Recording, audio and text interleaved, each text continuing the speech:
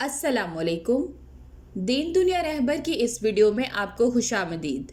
समरकंद से तवील सफ़र तय करके आने वाला कासिद सल्तनत इस्लामिया के हुक्मरान उमर बिन अब्दुल अज़ीज़ रहमुल्लाह अलैह से मिलना चाहता था। इसके पास एक ख़त था जिसमें गैर मुस्लिम पादरी ने मुसलमान सिपहसालार कतीबा बिन मुस्लिम की शिकायत की थी। पादरी ने लिखा, हमने सुना था कि मुसलमान जंग और हमले से पहले कबूल इस्लाम की दावत देते हैं। अगर दावत कबूल ना की जाए तो जिज़िया देने का मुतालबा करते हैं, और अगर कोई इन दोनों शराइत को कबूल करने से इनकार करे तो जंग के लिए तैयार हो जाते हैं। मगर हमारे साथ ऐसा नहीं किया गया और हम पर रातों रात अचानक हमला करके हमें मफ्तू कर लिया गया।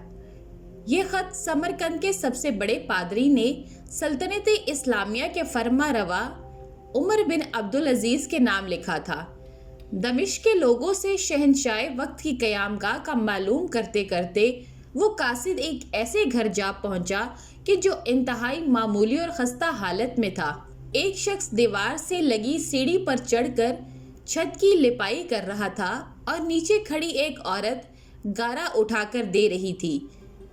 जिस रास्ते से आया था इसी रास्ते से इन लोगों के पास जा पहुंचा जिन्होंने इसे रास्ता बताया था। इसने लोगों से कहा, मैंने तुमसे इस्लामी सल्तनत के बादशाह का पूछा था, ना कि इस मफलूकुल हाल शख्स का जिसके घर की छत भी टूटी हुई है।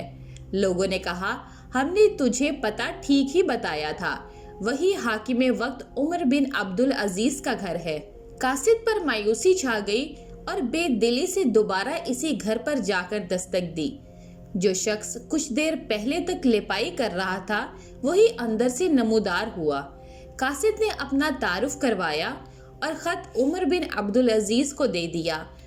उमर बिन अब्दुल अजीज़ ने ख़त पढ़कर इसी ख़त की पुष्ट पर लिखा, उमर बिन अब्दुल अजीज़ की तरफ से समरकंद में तैनात अपने आमिल के नाम एक काजी का तकर्रुर करो जो पादरी की शिकायत सुने।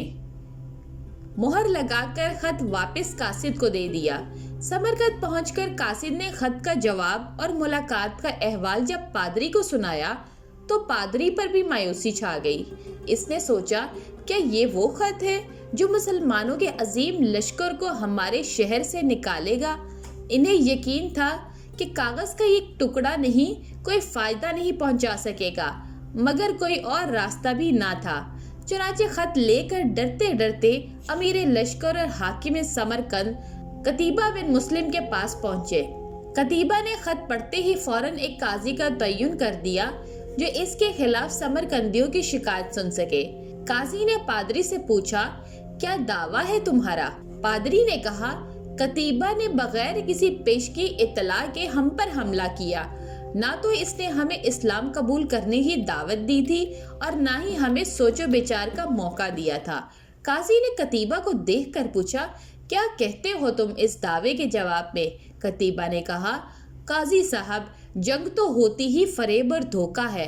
समरकंद एक अजीम मुल्क था जिसके कुर्बो जवार के कमतर मुल्कों ने ना तो हमारी किसी दावत को मानकर इस्लाम कबूल किया था और ना ही जिज़िया देने पर तैयार हुए थे, बल्कि हमारे मुकाबले में जंग को तरजीह देती।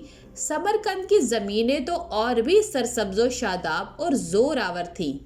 हमें पूरा यकीन था कि ये लोग भी लड़ने को ही तरजीह देंगे। हमने मौके से फ़ायदा उठाया और समरकंद पर कब्जा कर लिया। काजी ने कतीबा की बातों को नज़रअंदाज करते हुए दोबारा पूछा, कतीबा, मेरी बात का जवाब दो। तुमने इन लोगों को इस्लाम कबूल करने की दावत दी, जजिया या फिर जंग की खबर दी थी?